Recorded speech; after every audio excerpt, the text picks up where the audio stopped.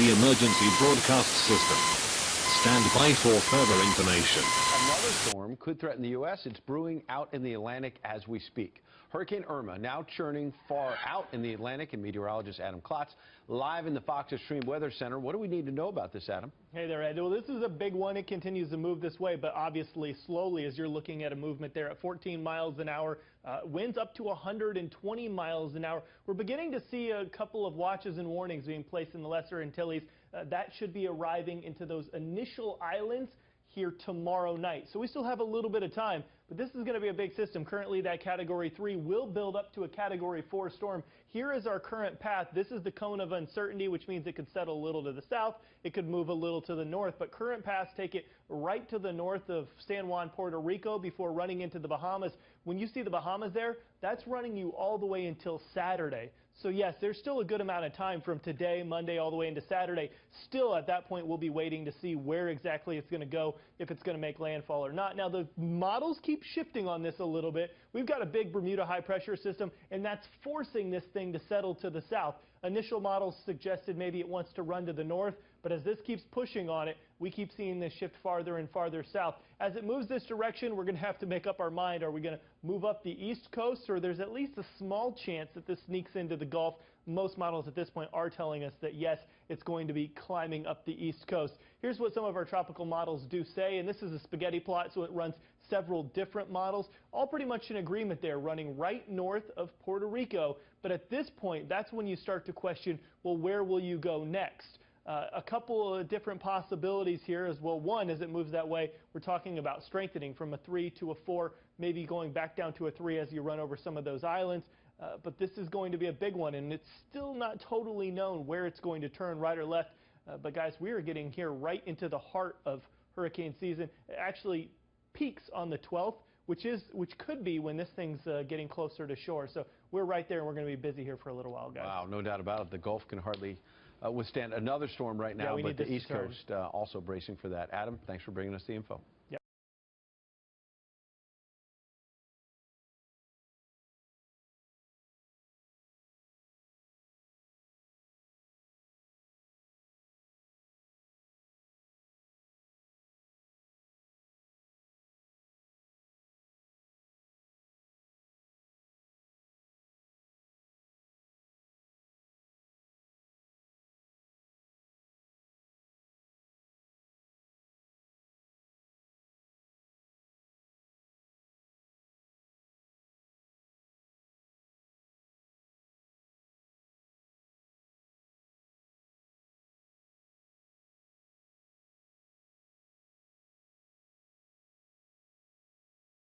Well, the other big story developing right now, Hurricane Irma strengthening to a Category 5, moving west in the Atlantic toward Puerto Rico and South Florida.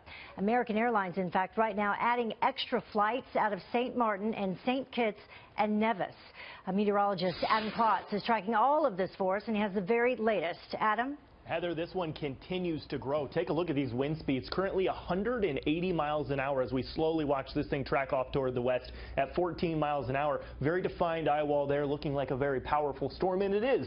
And these are some of the highest wind totals we have seen in quite some time. This is all-time Atlantic Basin, number 5 on the list at 180 miles an hour. The strongest winds ever were just 190 miles an hour. That was Allen back in 1980. But we're getting up that direction, so a very, very strong storm, which is why we now see hurricane watches and warnings stretching now across the Caribbean. Everything you're looking at in the red, those are hurricane warnings, including areas of all of Puerto Rico, San Juan. This system is going to be moving, at least currently looking as though it's going to run right to the north of all of these islands, right along the coastline for many of them. Here's what that path is looking like. As it runs over the islands, and this is important to note, you're looking at Wednesday there, then running over to Thursday as you get into the San Juan, Puerto Rico area, actually just past it. But you run over the islands, you begin to get cut off from some of that warm water, that moisture, and it does begin to weaken just a tad, falling down to a Category 4 storm. But there you are in the Bahamas, and by Friday and Saturday, you begin to run up closer and closer to areas of South Florida. At that point, we have a decision to make. Is this thing going to continue on this general track, or is it going to turn to the north? All indications right now is it takes a very sharp turn. It hits some very strong winds, a trough moving through the area. That wind catches it and runs it right into Florida, right into the southeast. But again, it's all going to be reliant on those very strong upper level winds in that trough that's going to do the steering for this particular system. And that is good news because that would keep it out of the Gulf of Mexico. Otherwise, it would run right in. Category 5 hurricanes, they're rare. We've only seen 28 of them in the Atlantic basin ever. Irma, one of the longer running, and these are all the past. Usually they're fairly short-lived, but obviously this one is one we're going to be paying very close attention to as it's going to start to run through tonight. Heather, some of those islands beginning to see the brunt of this. All right, going to be a very busy night for Yes, you. it is. Adam Klotz, thank you.